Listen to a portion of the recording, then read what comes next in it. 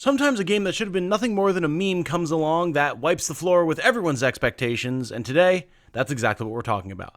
My name is Tom, otherwise known as Titanium Legman, and welcome back to the channel. So, Palworld, seeing as how it, as of time of recording, has sold 7 million copies and made upwards of $150 million, and has broken the record as the second highest concurrent count players in the history of Steam, dethroning things like CSGO and Dota, you probably don't need me to tell you what Palmon is.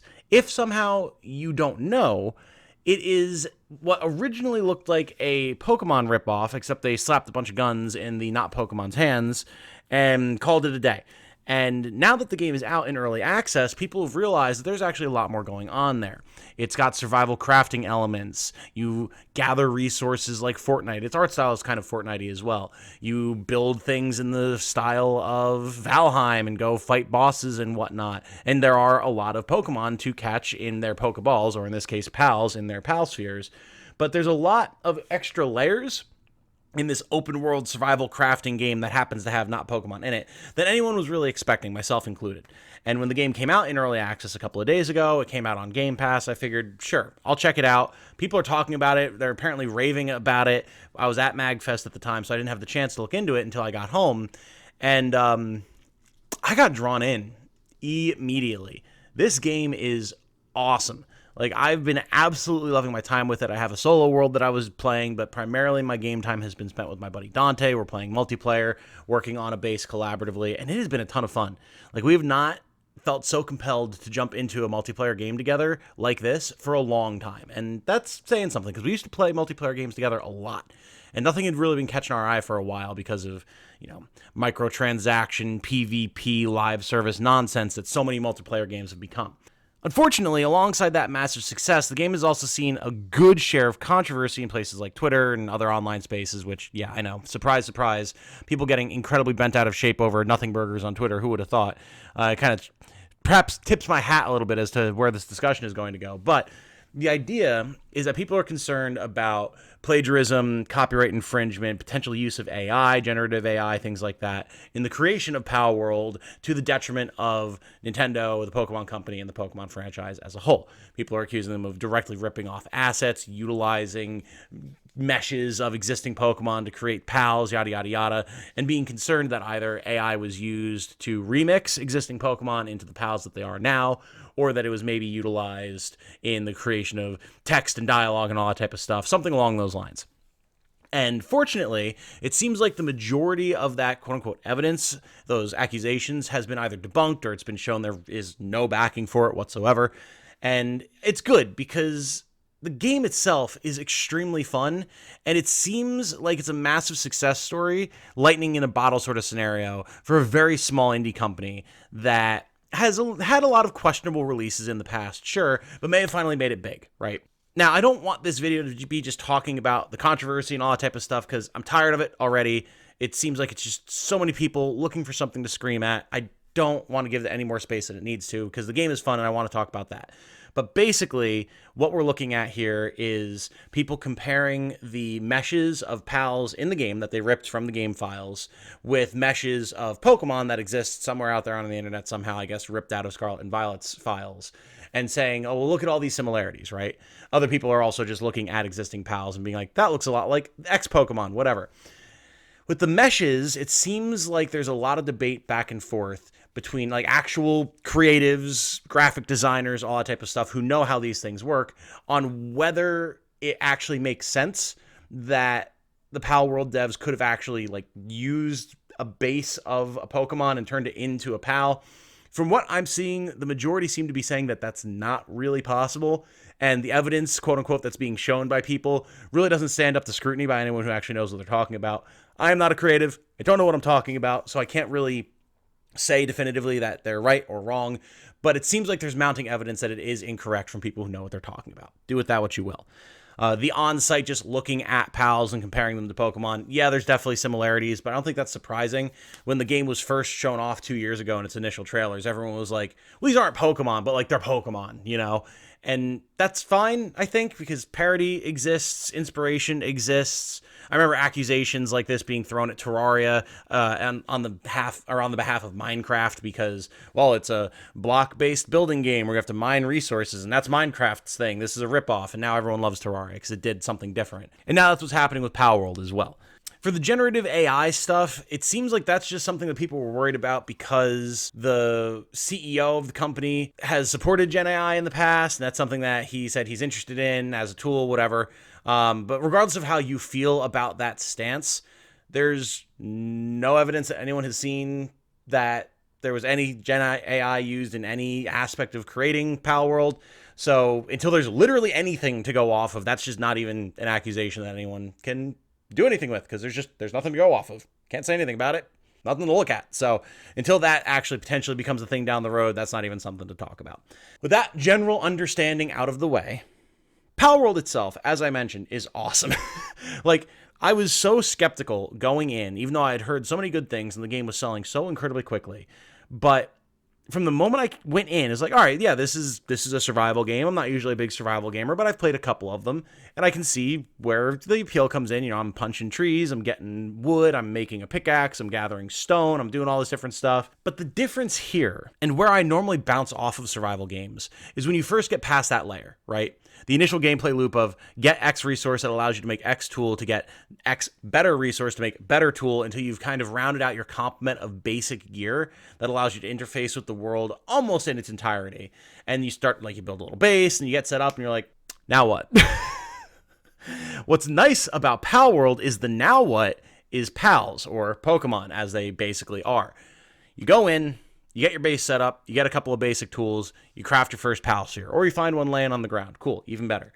Then you go out and you fight a pal. You literally fight it with your bare hands, or if you have some sort of crude basic weapon, until you beat it into submission, catch it in a pal sphere, and now you have a buddy. That buddy will fight for you, but more importantly, it'll work for you.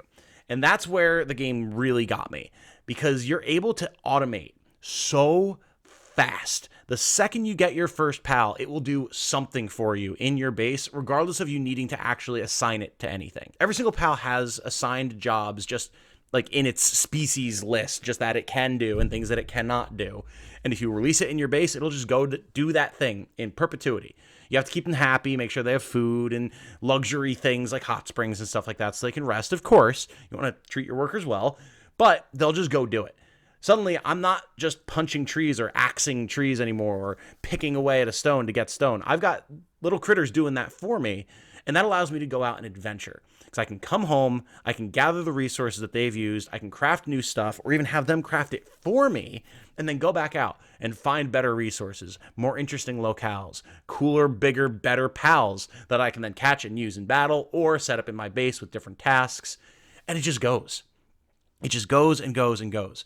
The inclusion of the monster catching mechanics of Pokemon with what are honestly like really fun, interesting designs, interesting combat, and the fact that you're involved in all of it, not just in the gathering of resources, but in combat yourself, makes gameplay such an engaging thing. You're not just survival crafting. You're not just catching Pokemon and leveling them and sending them out to do battle. It's both. And that is magic. Add on top of the fact that you can do multiplayer, there's NPCs to interact with, bosses, dungeons, treasure that you can find. There's constantly something new going on, and I've only played maybe the first 10 hours of the game, and I'm on one island of several. Like, it's a huge world, and it seems like they've got a really good balance of new things going on. Is it the most in-depth open world I've ever played? No. Is it the best looking game I've ever played outside of the pals, which generally do like look really good? No. It's obviously a small indie game, but it's engaging in a way that a lot of games aren't, and that's what's impressive to me. As I said, I've been doing multiplayer with my buddy Dante. We've been splitting the load and catching pals and building up the infrastructure of our base, exploring in different directions, and then coming back together to take out big encampments of dudes or go fight a boss or whatever. And just hearing him exclaim as he encounters a new pal or a new location or potentially a new boss area and being like, I have to get over there, and then making my own journey to find him is exciting. It's fun. It feels like the adventure that other types of games that try and build themselves as such have never quite hit for me, and that's super special.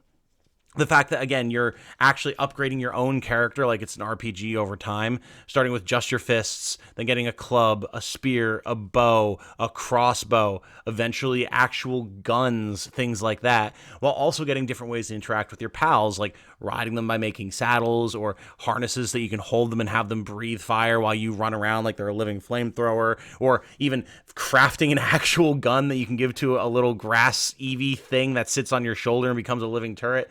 Like, it's so wild, the different creative ideas that are on display here, and every single new thing that I unlock or potentially see that I can unlock makes me more excited to make more progress. Like, the rate at which you acquire new crafting materials, new recipes, new things to discover, new ways to traverse, it's just a good flow, man. I'm always excited to get back in. I'm always excited to play more. And the fact that it's just a $30 game, it's an early access, yeah, but it's a $30 game with no microtransactions, no predatory nonsense. It's just a solid game that you can go in and enjoy, is refreshing compared to so many releases nowadays. In the indie space, not nearly as much. Of course, indie games tend to be very forgiving, very understanding, very much caring about their art and player interaction and all that type of stuff. But I mean, with so many major releases are like, oh, God. But Palworld feels like it's competing on that level in a lot of ways, which, again, no one was expecting from the meme Pokemon game with guns. Of course, people are worried about how much longevity the game is going to have. The team behind Palworld is very small, and they themselves have stated that they were not prepared for this level of success. So they have put out a roadmap as of today, which promises raids, PvP arenas, new pals, new areas to explore, all sorts of bug fixes, a lot of new content, which is great. We'll have to see if they're actually able to, pull through on that, but who knows? We'll see. They made a miracle happen once. Maybe they can do it again. But even if that doesn't work out, and this is all the game winds up being, right? I think that's still fine. In an era of games that try to live forever, that try to be the only thing that you play, of people being like, okay, well, where's the replay value? I paid $30 and I only got a couple weeks of entertainment out of this game. That's a ripoff. Why? Why is that?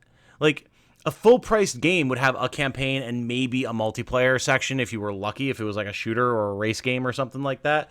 And that was it. And it'd be like $50-$60, right?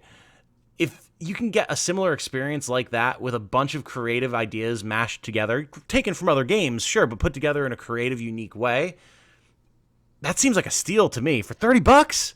Hell yeah. And I mean, I'm playing on Game Pass, so I'm playing it essentially for free outside of my subscriptions, like even better. So I'm so impressed, man. Obviously, Palworld is not the type of game that I normally play on the channel. It's not something that I'm really worried about streaming or making other content on or anything like that.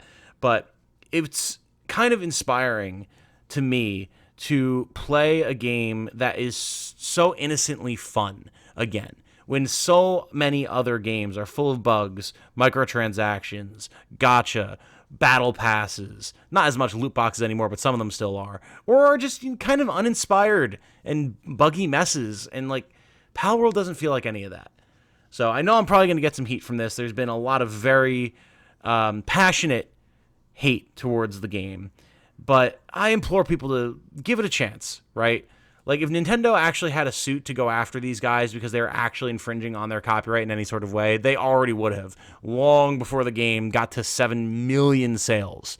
There was a mod, if you didn't see it, for Palworld that someone was already coming out with that turned like the player character into Ash and all the pals into Pokemon, and that got crushed by Nintendo's lawyers in like 3 hours.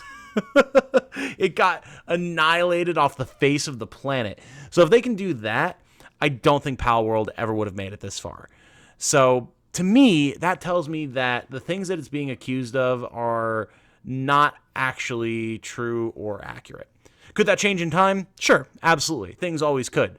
And again, I'm no expert. I'm not an artist. I'm not a creative. I can't tell from a technical standpoint, looking at things, whether it is plagiarizing or not. But I can tell from looking at it and having spent a bunch of time playing the game that there's not a pal in that game that makes me think this is actually like a Pokemon that exists. Could I see it being in a Pokemon game? Sure, but that's the intent, right? And that's not illegal. There's nothing morally wrong with that. So we'll see what winds up happening with Palworld.